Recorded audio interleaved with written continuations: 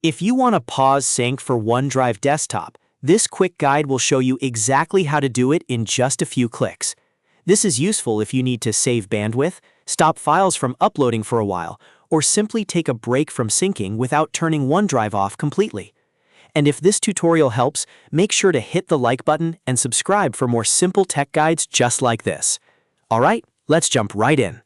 First, look down at your taskbar and find the Microsoft OneDrive Cloud icon. This is usually near the bottom right of your screen, inside the system tray. If you do not see it right away, click the small arrow to reveal hidden icons. Once you spot the OneDrive Cloud, click it once to open the OneDrive panel. After the panel opens, look for the gear icon. This is the settings menu, and it gives you access to OneDrive controls. Click the gear icon to open the drop-down menu. From there, you will see an option that says Pause Syncing. This is the setting you need. When you click Pause Syncing, OneDrive will show you a few time options.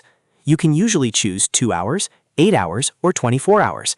Pick the option that fits what you need. For a short break, 2 hours is great. If you need more time during work or travel, 8 hours may be better. And if you want OneDrive paused for most of the day, choose 24 hours. Once you select a time, OneDrive syncing will be paused immediately.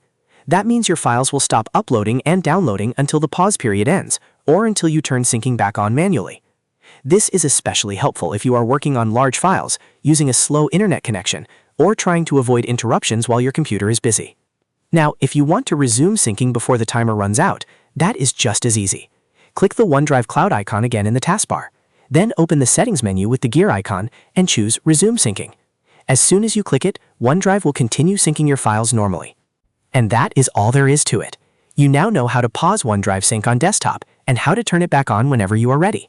It only takes a few seconds, but it can make a big difference when you need more control over your files and internet usage.